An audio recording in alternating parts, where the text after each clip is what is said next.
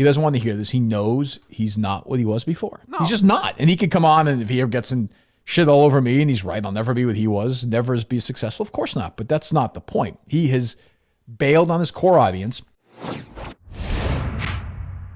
It's the thing like how he turns his back on history. It's just weird. Yeah, and if it came up now the way Fallon did, we'd be saying, hey, it was a different time. It was satire. He was always using it in a way to show how ridiculous it was. But now I feel conflicted because I'm like, I kind of want him to get canceled for this because he's such a fraud. Because he just denies that it happened. Yeah, totally. I'm with you. But and he wouldn't be defending Fallon or whoever. Like he would say, well, you can't do that. That's you're just not allowed to do that. Let's say today, they unearth some old radio DJ during a commercial break when the mics weren't even on, using the N-word a couple of times, just using it, just whatever, even if it's, however. Can you believe Howard Stern is saying he didn't say? Right. Right. And that, or whatever, from 40 years ago, just saying, from a line in a movie or whatever.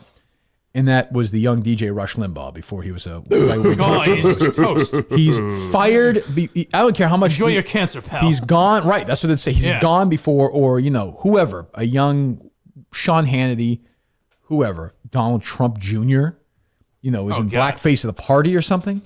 Forget it. It's fucking over. Jimmy Fallon had to fucking apologize for doing blackface. And I don't even know if he wrote the skit or not. So, Howard Stern is lying about it. Use this word. I said 1,000 times. Obviously, I was wrong. 50,000 times? 25? If you want to say, apparently. No one show, he probably said 1,000 times. If you want to say how many times it was used on his show, approved and ordered or written, produced by him. They had to drop millions. It was a guy saying N-word, please. Yeah. Fred played that drop 50 times a show. Right. 50 times a show. I mean, it's not even like, it's a weird history. It's just so, and again, the thing I find most interesting is him psychologically. It's so weird. He's turned his back on his audience. He's turned his back on his core crowd.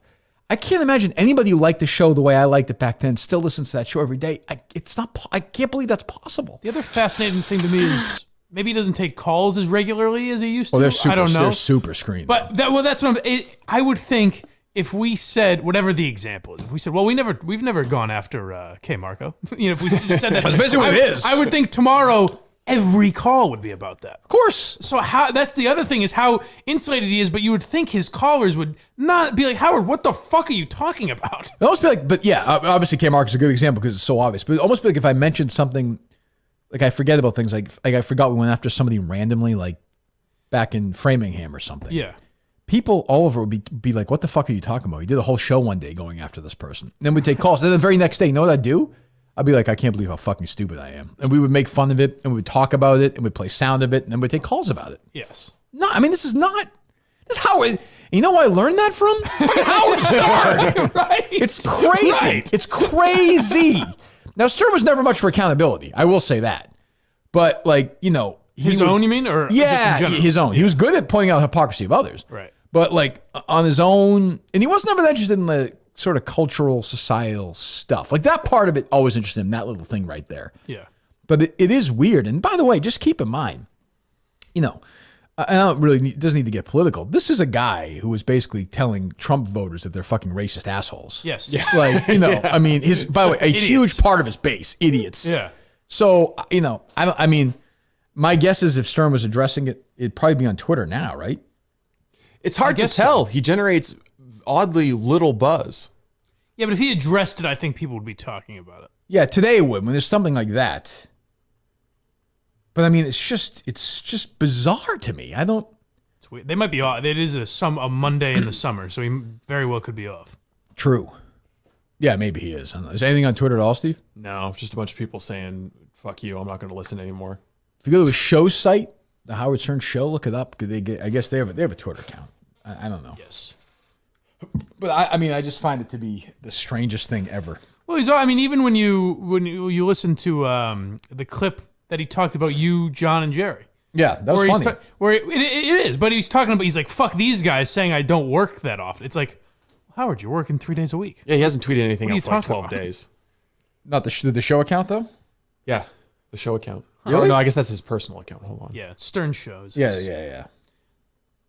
That was weird. The days off thing always bothered, and he would deny it. He's like, do you know how hard, this is the best one ever, where he's like, we work we do 3 shows a week, so we can spend all the other hours in the week preparing for the show. Lie. What are you talking about? It's clearly a lie. And, and our thing was, it was really Jerry, I think, and I didn't disagree. Jerry was like, well, good for him. And I was like, no shit, nobody's earned it more. Like, he signed a contract. What do I care? Yeah. He gets defensive because he knows down deep. He doesn't want to hear this. He knows he's not what he was before. No. He's just not. And he can come on, and if he ever gets in shit all over me, and he's right, I'll never be what he was, never be successful. Of course not. But that's not the point. He has bailed on his core audience, and he has decided to become this person while down deep having this back in history, which built up this persona, which, by the way, is the character that even the people who interview him now, the Fallons and the Kimmels, that's the guy they like. They don't like this new guy. Right. They kiss his ass because he's an old guy. It's like having, whatever, fucking some guy come on because you like a song you wrote 30 years ago. It's sad. It's sort of sad in a way. And the strangest part to me is that I think he could still be edgy radio guy and be in that world. He couldn't do what he did 30 years ago, obviously. But he's grandfathered in. He can do it. Yeah, he could be the guy who's kind of on the edge of what today's radio is and still have Robert Downey Jr. on and that level of guests. Yeah. Because how many people go on and say, I grew up listening to you. I loved you, Howard. So, like, Bradley Cooper says he's the biggest fan of Howard ever. So those people would still go on his show if he was slightly edgy. He had this weird, I was watching a couple weeks ago that sometimes his show will pop in my YouTube feed because I'll look up old stuff occasionally. He had a segment from like a year or two ago where he was interviewing Scarlett Johansson. And it was like a 2-minute clip from the show's YouTube account. And they were like, who's the most famous person in your phone book or whatever, your thing? And she's like, Woody Allen. He's like, I have whatever, like Harvey Weinstein. This is like 2 or 3. And they were, I'm like, what fucking happened to this guy? It's great that those are the ones they're comparing. Yeah, that's what I mean. It's so weird. Well, I've got Matt Lauer. If you look it up, like it's straight. Let me see if I can find it. It's just, it's so strange what's happened to this guy. I'm obsessed by it. The weirdest part to me is that he still mixes in that stuff. Like the example I always use is I remember like a year ago, Richard and Sal were doing some contest where they wore a diaper for a day and they weighed it on the air or something. Right. It didn't sound particularly funny, but it's the type of thing where it's like, Kirk, he's trying to be. Oh, relax, Steve. It's not breaking news. We'll get there. Let Mike make his point. He tries to be old Stern once in a while with like slightly shocking stuff. But that's like, safe though. That's like oddly safe. Yeah. Like, that's not. You can do that. Like, exactly. But it's weird to me that he's trying to be this guy that's accepted by the Hollywood elite, and also Richard and Sal are shitting in a diaper and they're weighing it. Right, but they're not. But that doesn't really offend anybody. That doesn't I guess, it's like a weirdly safe. Yeah. He's smart like that. He's got, look, and like Steve said earlier, this is now he is completely, saved himself because now all these people will never go after him. The media, right. This left-wing media who want to take people down left and right because Stern is one of them now, they're not going to go after him. They'll never go after Stern, he's safe. Which, so what's the clip say, Steve? What's the... Scarlett Johansson and Howard Stern compare famous friends. Listen to this. This is Howard Stern. I didn't realize you didn't have famous friends. I'm so sorry. I don't. Oh, yeah. Are you sorry? I need to be in your circles, Howard. Oh, yeah. This is some circle. Yeah. No, I don't have a big circle. I don't know. No, who's I'm a your disaster. friend? Who's your friend? I go to dinner with some famous people. Like Recently, who? I was photographed having dinner with Billy Joel. Oh, well, there you go. What do you think of that? Let's see you match that. Who did you go to dinner with who's as big as Billy Joel? Oh, Woody Allen, I guess. Now, hold on. A quick pause here. If you're an old Stern fan like me, this guy destroyed Woody Allen for years, particularly at the height of the madness. Had this character on called Woodye was his name. He talked like Woody Allen about Sunyi Previn. Almost like one of our callers in a way. Yeah. I mean, destroyed Woody Allen. Called him a pervert. Called him a rapist. Made fun of him. I mean, did bits on him for years. And Scarlett Johansson, he's like, whoa. Yeah. Go ahead. And by the way, it's in like a 90-year-old man like creeping on Scarlett, but that's fine. Go ahead. Sun Yi's there too? Sometimes. Sometimes you go with Woody alone. Oh. Have you ever heard the name Matt Lauer? Oh, that's what it was. Dinner with him? Is that an unbelievable segment? That's from March 28th, 2017. Yes, hold on. So that's what it was. I said Harvey Weinstein. Matt, you got it right, Steve. Matt Lauer. That's amazing. They're sitting there comparing their famous friends, and she's like, I like Woody Allen. I'm friends with Matt Lauer. Cosby has to come up at some point. It's just not in the clip. Just unbelievable. It's I don't know. And I know.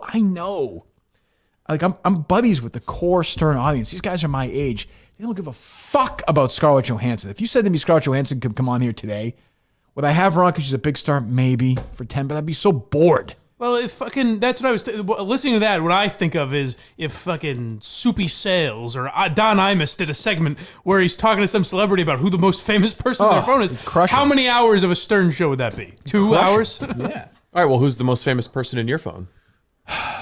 Oh, well. Just the name John Krasinski mean anything to you? Oh, I don't want to say anything, but jeez. How about you, Mike? Well, I can't say the name of mine, but that's true. That's a good point. I do have him in there. That's true. Yes, that's true. Should say me when I ask you that question, but that's fine. Well, so there you go. I mean, I don't know. I mean, it's just it's crazy. And it's funny. I saw his name trending Saturday. I said, I bet that's what this is about. Like, it just felt like it was inevitable, and it was. But now it's kind of gone. Like I didn't use the N-word. Thank you, Howard. Very clear. No, we've proven that today. Stupid crowd. Arf, arf, arf. Did they put up the applause sign for that? I don't know. I think they just know to do it. That audience seems to, and Yeah, like they're just- Ellen and that, they know the beats. Right. They know when someone pauses, it's clap time. Now, well, they have ruined people for stuff like this. Will these people just say nothing? They'll ignore it, and life will go on. Yeah. And Sturm, you might be right. Sturm may I don't think he'll never address it. mention it. I don't think he'll address it. Which is wild. Absolutely wild. Do you think he would ever do the tearful what Jimmy Fallon did? No. How can he deny ever saying it? You'd also not think that he would deny ever having said it. Right. That'd be great. I don't think so. I think he's more likely to just ignore it altogether. I cancel him for that if he does that. I think he feels